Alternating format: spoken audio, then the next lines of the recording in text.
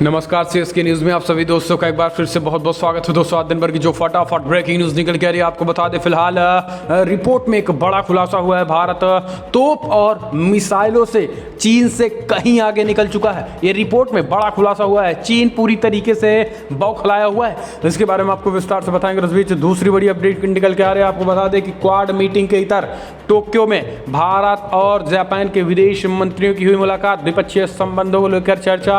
चीन पर नकेल कसने और शिकंजा कसने पर हुई है बातचीत, ये भी आपको बताएंगे। उस बीच तीसरी बड़ी अपडेट निकल के आ रही, मुसलमानों पर अत्याचार को लेकर यूएन में घिरा चीन। 39 देशों ने घेरा तो बचाव में उतरा कर्जदार पाकिस्तान। जी हम महज एक देशों ने समर्थन किया।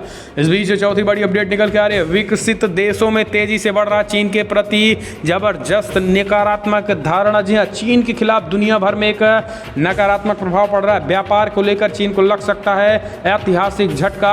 तो एक एक करके जानेंगे। जैसे कि सब कुछ खबरें, नेपाल ने एक बार फिर से लिपुलेख में दावा ठोंका है, किसके इशारे पर वो भी बताएंगे। और राहुल गांधी ने कहा है कि फिलहाल अगर कांग्रेस पार्टी की सरकार होती तो 15 मिनट में चीन को भेज देते उनकी सीमा के पार। तो इस तरीके से राहुल ने भी बयान किया। तो सब कुछ खबरें एक एक करके विस्तार से बताएंगे। लेकिन उससे पहले अगर आप भी मानते हैं कि प्रधानमंत्री मोदी के नेतृत्व में ये देश चीन को हराएगा या फिर नहीं, या फिर आपको लगता है कि कांग्रेस शासित अगर होता कांग्रेस पार्टी तो ही चीन को हराया जा सकता था, तो कमेंट के माध्यम से अपनी सुझाव देना ना भूलें।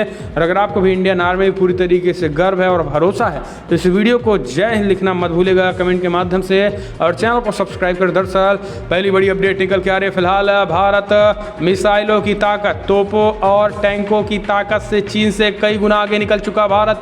रिपोर्ट में हुआ बड़ा खुलासा तो बौखला गया चीन। दरअसल चीन सीमा पर भारत के साथ लगातार तनाव बढ़ रहा है, लेकिन एक रिपोर्ट के खुलासे के बाद चीन की टेंशन बढ़ गई है। चीन परेशान हो उठा है। ग्लोबल फायर पावर की रिपोर्ट के मुताबिक टैंक तोप की ताकत में भारत चीन से आगे निकल चुका है, जो चीन एक खतरनाक साबित हो सकता है चीन के लिए। रिपोर्ट के मुताबिक भारत और चीन के बीच अगर युद्ध होता है तो भारतीय टैंक चीनी सेना पर भारी पड़ सकती हैं तथा चीन को मिनटों में बर्बाद कर देंगी। ग्लोबल फायर पावर के अनुसार टैंकों के लिहाज से देखें तो भारत के पास 4200 से अधिक टैंक हैं, जबकि चीन के पास महज 3200 टैंक है। अगर मिसाइलों की बात कर ले तो मिसाइलों के पास ऐसी मिसाइलें भारत के पास हैं जो चीन के पास शायद ही नहीं है। और यही कारण है कि आपको बता दें कि चीन की जो मिसाइलें हैं भी वो महज दिखावा है। यानी चीन अपने प्रतिद्वंदियों यानी विरोधियों पर एक मानसिक तौर पर उनको कमज़ोर करने की कोशिश करता है। यही कारण है कि मेड इन चाइना तो आपको भी पता होगा। लेकिन दोस्तों यहाँ पर आपको बता दें कि भारत के पास ऐसी खतरनाक मिसाइलें हैं जो ज़मीन से आसमान हवा में मार करती हैं। ऐसे में अगर चीन अपने फाइटर जेट जो कि भारत से ज़्यादा है, इस बात को मानना पड़ेगा। और फायर पावर ने भी इस बात का कहा है कि फिलहाल फाइटर जेट में चीन हमसे ज़्यादा है। लेकिन दोस्तों यहाँ पर शायद चीन को ये नहीं भूलना होगा कि फाइटर जेट कोई काम नहीं देंगे जब भारत की मिसाइलें गरजेंगे, क्योंकि आपको बता दें कि भारत के पास ऐसी मिसाइलें हैं कि ज़मीन से हवा में मार करेंगे और फाइटर जेट देखते ही मिनटों में ही तबाह हो जाएंगे, न चाहे जितने भी फाइटर जेट आ जाएं। और यही कारण है कि भारत हावी होता दिख रहा है। और जिस तरीके से एलएसी पर इंडियन आर्मी ऊंचाई वाली क्षेत्रों पर जाके बैठी हैं, इससे चीन की और धुकधुकी बढ़ गई है। और इस रिपोर्ट के खुलासे से चीन पूरी तरीके से बौखलाया हुआ है। हम चलते हैं अगली अपडेट लेते हैं। क्वाड मीटिंग की तरफ टोक्यो में भारत और जापान के विदेश मंत्री ने चीन के खिलाफ एक अन्य रणनीति बनाई है। दरअसल भारत के विदेश मंत्री एस जयशंकर ने टोक्यो में आज जापान और ऑस्ट्रेलिया के विदेश मंत्रियों से अलग अलग मुलाकात की। दरअसल क्वाड देशों में जो बैठक चीन के खिलाफ महाऐलान तो हुआ था, लेकिन इससे इतर भारत, ऑस्ट्रेलिया और जापान के विदेश मंत्रियों के साथ बैठक की है। इसके साथ ही आपको बता दें कि अब आने वाले समय में अमेरिकी विदेश मंत्री से भी मुलाकात होगी। लेकिन इस बीच जापान और ऑस्ट्रेलिया के विदेश मंत्रियों से मिलने के बाद चीन के खिलाफ एक रक्षा रणनीति पर भी बातचीत हुई, जिससे आपको बता दें कि फिलहाल चीन को एक बड़ा झटका लग सकता है। हम चलते हैं अगली अपडेट लेते हैं। आपको बता दें फिलहाल भारत में सीमा विवाद पर चीन को अमेरिका की खरी चीन उकसावे वाली राजनीति कर रहा है भारत से विवाद करके। दरअसल भारत के साथ सीमा विवाद को लेकर जारी तनाव पर अमेरिका ने चीन को खरी खरी सुनाई है। अमेरिका ने हिमालय क्षेत्र में वास्तविक नियंत्रण रेखा पर भारत चीन के बीच हुए विवाद और चीन के साथ क्षेत्रीय तनाव का जिक्र किया है। भारत और चीनी सैनिकों के बीच गलवान घाटी में हुई हिंसा का उल्लेख करते हुए अमेरिकी विदेश विभाग ने कहा है कि फिलहाल हाल की घटना जहां दोनों पक्षों के सैनिकों ने एक दूसरे को पीट कर मार डाला, ये चीनी सरकार के अचानक स्थितियों पर नियंत्रण के बाहर जाने के बाद बदले के रूप में की गई कार्रवाई है। अमेरिकी विदेश विभाग के एक अधिकारी ने कहा है कि फिलहाल अगर आप चीन और भारत के बीच हिमालय के क्षेत्र में होने वाले संघर्ष को देखते हैं तो ऐसी चीज़ों को नियंत्रण से बाहर करने से रोकने के लिए अतीत में अलिखित नियमों के अनुसार काम किया जा रहा है और जिस तरीके से आज चीन लगातार भारत के सेनाओं को उकसा रही हैं वो कहीं ना कहीं चीन और भारत के लिए दोनों के लिए खतरनाक है। ऐसे में चीन अपनी उकसावे वाली राजनीति बंद करे और भारत के कब्जे में अपनी सेनाएं हटाए भारतीय इलाकों से, और इसके साथ ही जिस तरीके से अपनी सीमाओं पर अचानक लद्दाख में सेनाओं की बढ़ोतरी किया है, ऐसे में चीन के खिलाफ दुनिया भर के देशों पर नज़र।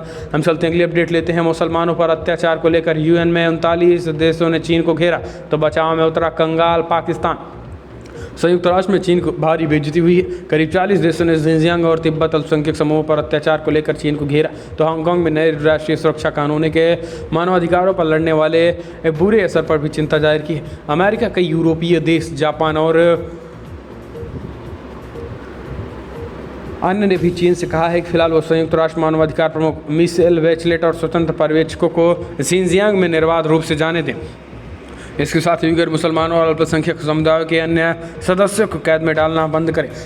मानवाधिकार समिति की बैठक में 39 देशों ने संयुक्त रूप से जारी एक बयान में कहा है कि फिलहाल हांगकांग की स्वतंत्र आज़ादी के अधिकार को बहाल किया जाए और चीन इसके खिलाफ है, इसलिए दुनिया भर के मानवाधिकार संगठनों को चीन में भी एक बार जाना चाहिए। आपको बता दें कि फिलहाल दुनिया भर के मानवाधिकार संगठनों को चीन ने बैन कर रखा है और मानवाधिकार नाम की कोई चीज़ चीन में तो है ही नहीं। जब लोकतंत्र नहीं है तो मानवाधिकार कहाँ से होगा, और यही कारण है कि यूएन में फिलहाल चीन घिरा हुआ नजर आ रहा है।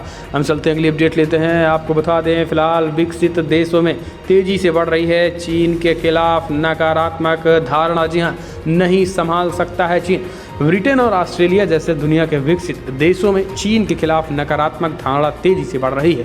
मंगलवार को जारी पेव रिसर्च सेंटर के सर्वे रिपोर्ट में ये जानकारी सामने आई है। इस सर्वे की रिपोर्ट में ऐसे समय में सामने आई है जबकि चीन अपने पड़ोसियों और अन्य देशों के साथ सीमा और व्यापार विवाद को लेकर उलझा हुआ है। ये सर्वे 14 देशों में किया गया है। अधिकतर देशों के विवाद चीन को लेकर अच्छे नहीं थे। व्यवहार टेलीफोन के जरिए 10 जून से 3 अगस्त के बीच कराए गए सर्वे में 14,276 लोग शामिल हुए थे।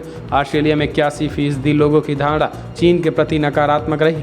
पिछले साल के सर्वे के मुताबिक ये संख्या 28% अधिक है और इसकी मुख्य वजह दोनों देशों के बीच तनावपूर्ण संबंध है। ऑस्ट्रेलिया ने कोरोना वायरस की उत्पत्ति को लेकर अंतर्राष्ट्रीय जाँच की मांग की थी, जिसके बाद चीन उससे नाराज हो गया था और ऑस्ट्रेलिया से मांस का आयात बंद करने के साथ कई तमाम आयात शुल्क भी बढ़ा दिए थे।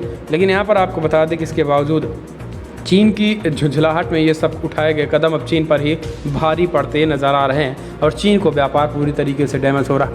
यही कारण है कि कुछ दिन पहले ही जर्मनी की चांसलर ने भी चीन को चेतावनी कहा कि चीन केवल और केवल सामानों को एक्सपोर्ट करता है, इंपोर्ट नाम की चीज़ नहीं है। ऐसे में अब चीन के खिलाफ भी दुनिया भर के देश एक साथ आएंगे। हम चलते हैं अगली अपडेट लेते हैं। आपको बता दें फिलहाल जैसे ही अमेरिका ने बांग्लादेश के साथ हाथ बढ़ाए रिश्तों के लिए तो चीन ने दिया बांग्लादेश को बड़ा झटका। मांग लिया कोरोना वैक्सीन के ट्रायल का पैसा, कहा हमारा पैसा दीजिए, नहीं रखेंगे आपसे संबंध। जी दरअसल बांग्लादेश ने जैसे ही अमेरिका के साथ ओपन स्काई संधि की वैसे ही चीन ने अपना असली रंग दिखाना शुरू कर दिया। कुछ दिन पहले ही चीन के राष्ट्रपति शी जिनपिंग बांग्लादेश के साथ स्ट्रेटेजिक पार्टनरशिप को नई ऊंचाइयों तक ले जाने की बात कर रहे थे। वहीं मंगलवार को चीन की सिनोवैक कंपनी ने अपनी कोरोना वायरस वैक्सीन का ट्रायल बांग्लादेश में बंद कर दिया। चीनी कंपनी ने बांग्लादेशी अधिकारियों से कहा है कि फिलहाल अगर उन्हें कोरोना वैक्सीन का ट्रायल अपने देश में कराना है तो उन्हें इसकी फंडिंग करनी होगी। आपको बता दें कि दुनिया भर में इस समय कई वैक्सीन निर्माताओं ने अपने पैसे पर दूसरे देशों में फ्री क्लिनिकल ट्रायल कर रहे हैं। खुद चीन भी कम से कम 11 देशों में अपनी कोरोना वायरस वैक्सीन की ट्रायल फ्री में कर रहा है। ऐसे में बांग्लादेश और जैसे छोटे और अनुपातिक रूप से गरीब देशों से पैसे मांगना चीन की एक चाल है और यही कारण है कि अमेरिका से अब बांग्लादेश की नज़दीकियां बढ़ी तो चीन अब असली रंग दिखा दिया और अब पैसे की मांग करने लगा। ऐसे में बांग्लादेश की भी चीन की सच्चाई अच्छी तरीके से पता चल गई। हम चलते हैं अगली अपडेट लेते हैं। बिग ब्रेकिंग निकल के आ रही। फिलहाल इमरान खान ने कहा मैं तो बर्थडे में केक काट रहा था, मुझे नहीं मालूम कि कैसे केस दर्ज हो गया। जी हाँ, दरअसल नवाज शरीफ पर देशद्रोह का केस दर्ज कर लिया गया। दरअसल पूर्व प्रधानमंत्री नवाज शरीफ और कुछ विपक्षी नेताओं पर देशद्रोह का मामला पाकिस्तान में तूल पकड़ता जा रहा है। नवाज की पार्टी पाकिस्तान मुस्लिम लीग का आरोप है। फिलहाल नवाज पर केस इमरान की पार्टी पाकिस्तान तहरीक इंसाफ ने दर्ज कराई है। वहीं खुद प्रधानमंत्री इमरान खान ने इससे इनकार कर दिया है। इमरान के मुताबिक उन्हें नवाज पर केस दर्ज होने की जानकारी उस वक्त मिली जब वो अपना बर्थडे केक काट रहे थे। नवाज पर देशद्रोह का मामला दर्ज होने के बाद पाकिस्तान की सियासत में उबाल आ गया है। सरकार ने कुछ मंत्री भी इससे खफा हैं। लगभग हर तबके में इस हरकत का विरोध होने के बाद अब इमरान सरकार मामले से पल्ला झाड़ने की कोशिश कर रही है। पीटीआई का कहना है कि फिलहाल नवाज के खिलाफ केस एक व्यक्ति ने दर्ज कराया है, अब हमारा उससे कोई लेना देना नहीं है। लाहौर जहां केस रजिस्टर्ड हुआ है वहां की पुलिस भी कह रही है कि वो केस एक व्यक्ति की तरफ से दर्ज कराया गया है। तो दोस्तों अब आप समझ सकते हैं कि विपक्षी पार्टियों को प्रताड़ित करने के लिए इमरान सरकार देशद्रोह जैसे काले कानून लगा रही है। लेकिन दोस्तों यहाँ पर आपको बता दें कि फिलहाल इमरान सरकार के खिलाफ 16 अक्टूबर को तमाम विपक्षी पार्टियां 16 अक्टूबर को एकजुट होकर इस्तीफे की पेशकश करेंगी। हम चलते हैं अगली अपडेट लेते हैं। आपको बता दें फिलहाल राहुल गांधी का ऐलान, कहा 15 मिनट भी नहीं लगते चीन को बाहर फेंक देता यदि होती कांग्रेस की सरकार। दरअसल चीन के खिलाफ केंद्र की नीतियों को लेकर कांग्रेस नेता राहुल गांधी ने केंद्र सरकार पर जोरदार हमला बोला। राहुल गांधी ने हरियाणा के कुरुक्षेत्र से हुंकार भरते हुए कहा कि अगर देश में यूपीए की सरकार होती तो कब का चीन को बाहर फेंक दिए होते और ऐसा करने में महज 15 मिनट भी नहीं लगते। पंजाब से ट्रैक्टर यात्रा के जरिए हरियाणा के कुरुक्षेत्र आए राहुल गांधी ने कहा है कि चीन ने देश में घुसने का दुस्साहस किया है और जवानों को मारने की हिम्मत की है, क्योंकि मोदी ने देश को कमज़ोर कर लिया है। और अगर हमारी सरकार होती यानी कांग्रेस यूपीए की सरकार होती तो 15 मिनट में चीन को उसकी औकात बता देते और 15 मिनट के अंदर ही चीन को देश की सीमा से बाहर उठाकर फेंक देते। हम चलते हैं अगली अपडेट। लेकिन दोस्तों कमेंट के माध्यम से आप अपनी राय देना ना भूलें। आपको क्या लग रहा है कि राहुल गांधी के बयान में कुछ दम है? क्या वाकई में कांग्रेस का नेतृत्व चीन से लड़ने में सक्षम होता है या पीएम मोदी का नेतृत्व चीन से लड़ने में सक्षम होगा? कमेंट के माध्यम से आप अपनी राय देना ना भूलें। हम चलते हैं अगली अपडेट लेते हैं। कंगाल पाकिस्तान के देश में पड़ गए हैं भूख के लाले। जी हाँ, दरअसल गेहूं के लाले पड़ गए हैं, भूख से मर रहे हैं लोग। 60 रुपये में मिल रहा है 1 किलो गेहूं, 80 रुपये में मिल रहा है 1 किलो आटा। पाकिस्तान में गेहूं की कीमतों ने रिकॉर्ड तोड़ दिया है और ये इतिहास की सबसे ज़्यादा कीमतें हो चुकी हैं। दरअसल 40 किलो की कीमत यानी 60 रुपये में अब मिल रहे हैं 24 रुपये प्रति किलो, 40 रुपये किलो प्रति मिल रहे हैं और 60 रुपये में 1 किलो गेहूँ पहुँच चुके हैं। इसके साथ ही देश की सरकार के महंगाई काबू में करने और खाद्य सुरक्षा मुहैया कराने की कोशिशों को असफल होने के इशारे मिलने लगे हैं। पिछले दिसंबर से देश में हालात बेहद ख़राब दिखने लगे हैं, जब गेहूं की कीमतें 2000 रुपये प्रति 40 किलोग्राम तक पहुंच गई थी। इसी साल अक्टूबर में ही रिकॉर्ड टूट गया है। ऑल पाकिस्तान फ्लोर एसोसिएशन ने मांग की है कि देश को और राज्य की सरकारें गेहूं के क्रय मूल्य का ऐलान जल्द करें, क्योंकि संधि में कटाई का मौसम शुरू हो चुका है और पंजाब में अगले महीने शुरू हो जाएगा। वहीं किसानों ने मांग की है कि सर्टिफाइड बीजों की कीमतों का ऐलान किया जाएगा और अगले 24 घंटे में 50 किलो की बैग की कीमतों का ऐलान कर दिया जाएगा। तो ये बड़ी अपडेट। हम चलते अगली बड़ी खबर लेते हैं। फिलहाल आपको बता दें कि हाथरस कांड में ईडी का सनसनीखेज दावा, दंगा फैलाने को मॉरिशस से हुई 50 करोड़ की फंडिंग। जी हाँ, हाथरस कांड के बाद पनपे राजनीतिक माहौल के बीच अब स्थिति बदलती हुई दिख रही है। योगी सरकार ने आरोप लगाया है कि इस घटना की आड़ में प्रदेश में दंगा भड़काने की कोशिश हो रही है। इसके लिए वेबसाइट बनाकर बाकायदा अन्य प्लेटफॉर्मों का भी यूज किया जा रहा है और इस बीच अब इसमें ईडी की भी एंट्री हो गई है। प्रवर्तन निर्देशालय की एंट्री हो गई है। सूत्रों के अनुसार ईडी की शुरुआती जांच में पता चला है कि हाथरस कांड की आड़ में जातीय हिंसा फैलाने के लिए मॉरिशस से 50 करोड़ रुपए की फंडिंग की गई है। बताया जा रहा है कि इसके अलावा और भी फंडिंग की गई है, 100 करोड़ से अधिक रुपए की भी है। फिलहाल इस मामले की जांच जारी है। ईडी के एक अधिकारी के मुताबिक हाथरस की पुलिस ने एक वेबसाइट को लेकर केस दर्ज किया है। इसके बाद एजेंसियों में इसे जांच का एंगल भी देखेगी। इस वेबसाइट के जरिए जस्टिस फॉर हाथरस के लिए मुहिम चलाई गई है। सूत्रों का कहना है कि ऐसे में ईडी जल्द ही पीएमएलए के तहत मामला दर्ज कर फंडिंग की जांच शुरू करेगी। जल्द ही गिरफ्तारियां भी देखने को मिल सकती हैं। तो ये बड़ी अपडेट निकल के आ रही है। एक्टिव हुई ईडी हम चलते हैं अगली अपडेट लेते हैं। अगली बड़ी खबर लेते हैं। आपको बता दें फिलहाल सुप्रीम कोर्ट ने कहा सार्वजनिक जगहों पर अनिश्चितकालीन के लिए प्रदर्शन की अनुमति नहीं मिल सकती है। अधिकारी क्या कर रहे हैं, तत्काल ऐसे जगहों को खाली क्यों नहीं करा रहे हैं, आखिर कब तक सुप्रीम कोर्ट के पीछे छिपेंगे। जी हाँ, एक कड़ी आपत्ति जताई है सुप्रीम कोर्ट ने।